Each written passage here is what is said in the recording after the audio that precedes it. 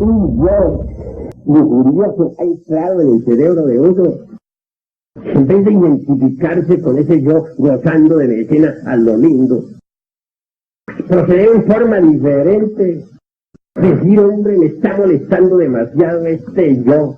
Voy a desintegrarlo, voy a volverlo polvareda cósmica para que no me siga atormentando con sus morbosidades. Luego, sumergirse en meditación, tratando de comprender lo que es la lujuria. ¿A qué sirve la lujuria? Aquel cuerpo que le sirvió a uno para satisfacerse en sus horas de placer, va al panteón, que allí le brotan gusanos por los ojos, por la nariz, por la boca, por los oídos, por el sexo, por todas partes. Después, ¿y qué? Prosiguiendo, un esqueleto, no, hay un esqueleto y eso es todo. Un esqueleto con el que gozó, qué tonto fue uno. Cuando uno llega a entender eso, se hace consciente de lo necia que es la lujuria. Ya que uno lo ha entendido, entonces a suplicar a su madre propia, a esa madre divina que lleva en su interior, a esa virgen inefable, se desintegre ese yo horrible de la lujuria, ese que le estuvo atormentando la mente. Sucede que dentro del centro intelectual, aquí adentro, tenemos nosotros muchos rollos con escenas morbosas, rollos de película ahí donde están escenas de ira, rollos donde aparecen las cantinas, rollos donde aparece el dinero, la codicia, etcétera, etcétera. Los yoes usan esos rollos para proyectárselos a uno pues en la pantalla de la mente y engordarse, fortificarse, hacerse más y más poderosos. Nosotros necesitamos destruir a esos yoes. Porque si nos identificamos con ellos, si les hacemos el juego, pues ellos agarran fuerza y cada día se hacen más potentes. Conforme uno vaya desintegrando esos yoes, la esencia, la conciencia que normalmente se encuentra embotellada entre ellos, se van liberando. Entonces uno va despertando en otras regiones. Durante las horas esas en que el cuerpo duerme, uno se irá viendo consciente fuera del cuerpo. Cuando ya el 100% de conciencia esté despierta, entonces uno estará iluminado.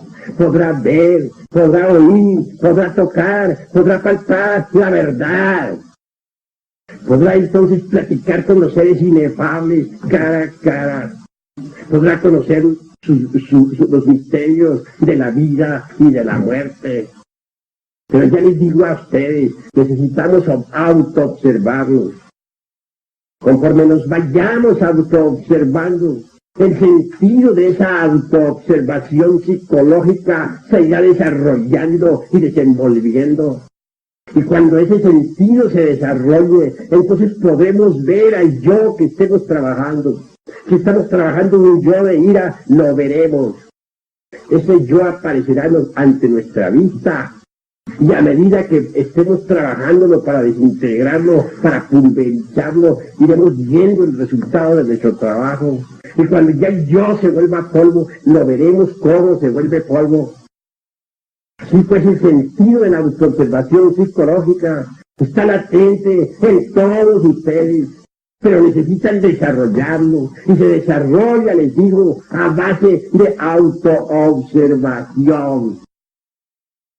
Uno necesita vivir en estado de alerta percepción, alerta novedad, de instante en instante, de momento en momento, para autodescubrirse. El ser humano realmente, o el humanoide, para hablar más claro, lo único que tiene adentro es un montón de yoes. Eso es todo. Cuando llega la hora de la muerte, ¿qué es lo que continúa en el más allá? Pues todos esos yoes.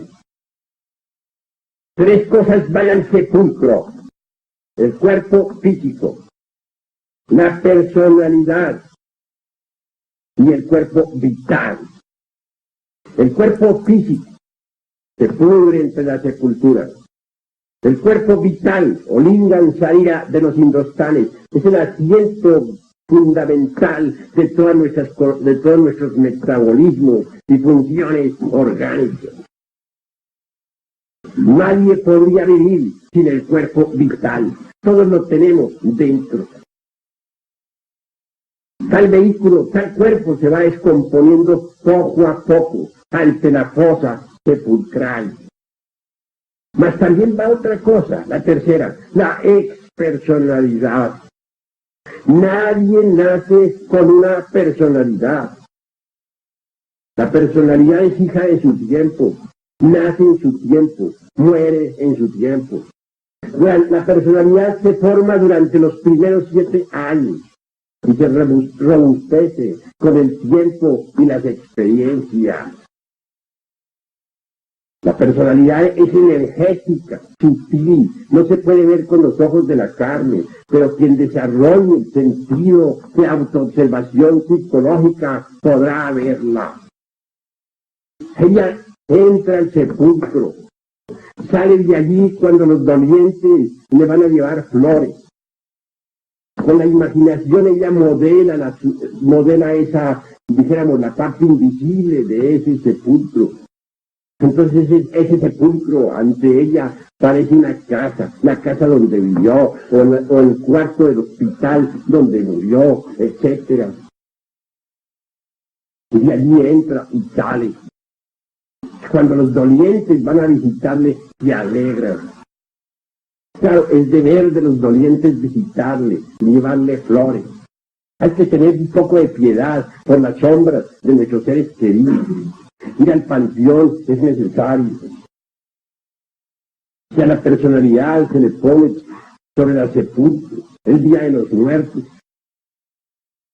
su comida que acostumbraba, etc. Esa expersonalidad realmente comerá la parte sutil de la comida, la parte etérica, dijéramos. Ahora comprenderán ustedes por qué esos alimentos que se llevan al panteón el día de los muertos quedan como desvitalizados. Si uno los prueba todo al otro día, nota que les falta algo. Ese algo que les falta es la parte sutil o etérica o metafísica que realmente el difunto amado se comió. De manera que la expersonalidad tiene una realidad, existe. Pero poco a poco, para bien de todos, esa expersonalidad se va disolviendo lentamente. Mas hay algo que no va a la fosa sepulcral. Me refiero a los yoes. El yo de la ira, el de la codicia, el de la envidia, etc. Todos esos yoes que son nuestros errores, nuestros defectos. Todo ese enjambre de demonios que llevamos dentro. Esos no van a la fosa sepulcral. Esos continúan en la quinta dimensión. Van y vienen y se mueven por todas partes. Viven en la quinta dimensión, viven inconscientes como sonámbulos. Esos yoes tienen existencia, existen realmente. Obviamente, la eternidad se los devora. Más tarde los expulsa. Hay una ley que se llama la ley del retorno de todas las cosas. Es decir, todo retorno. Todo regresa, todo vuelve al punto de partida original. Los astros regresan siempre alrededor de sus soles, al punto de partida original. Los átomos dentro de las moléculas, en órbita alrededor de sus centros de gravedad, regresan al punto de partida original. ¿Por qué seríamos nosotros una excepción? ¿Por qué? Si regresan las estaciones, si regresan los átomos y los astros, si todo vuelve al punto de partida original, ¿por qué nosotros podríamos ser una excepción? Dios no viola sus leyes, ellas siempre son inmutables. Así pues, es necesario entender que los astros y nosotros todos regresamos. En su tiempo y en su hora, la esencia, la conciencia, quiere volver y vuelve. ¿A dónde vuelve? Se nos ha dicho que continúa en la semilla de nuestros descendientes. Y así es. Así es. Obviamente, los seres humanos todos tienen un 3% de conciencia despierta y un 97% de conciencia dormida. Pero ese 3% de conciencia despierta no está embotellado. Lo que está embotellado es el 97% de conciencia.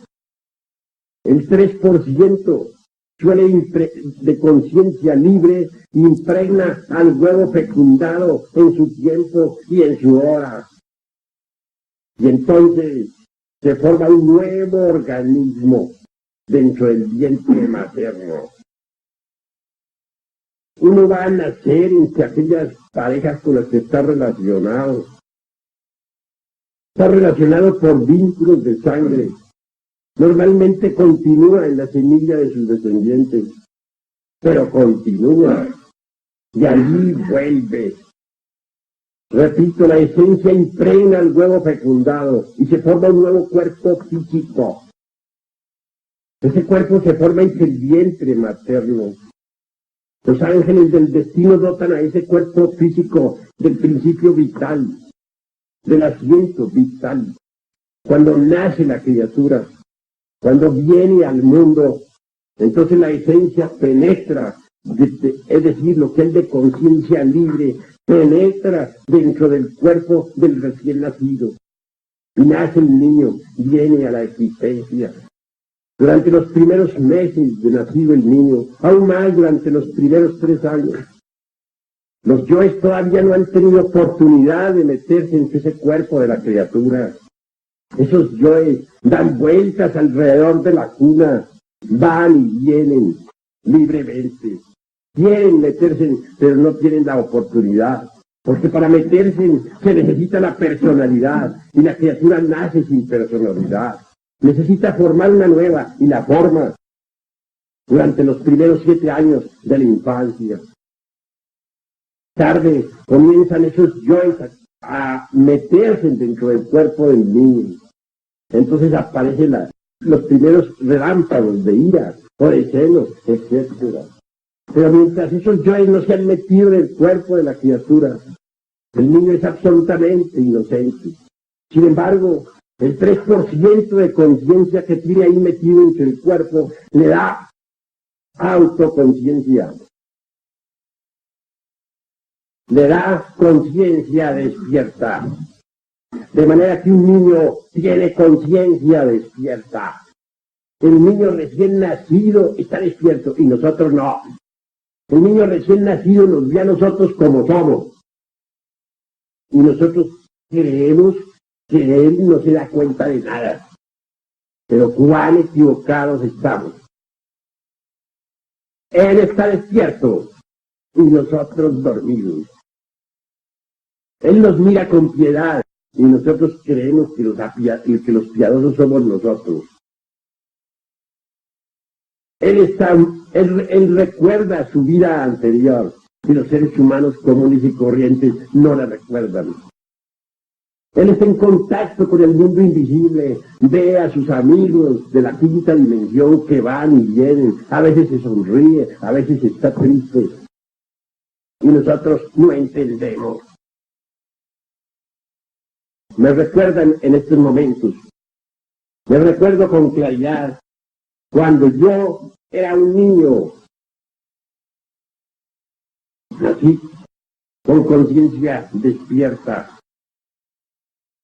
Recuerdo exactamente el instante en que nací. De pequeño, podía recordar mis vidas pasadas.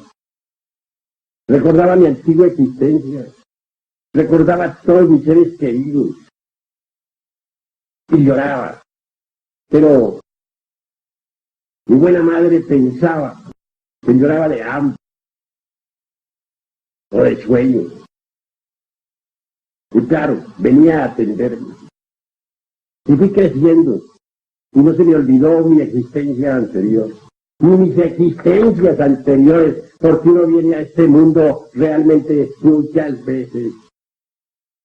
Yo recuerdo con exactitud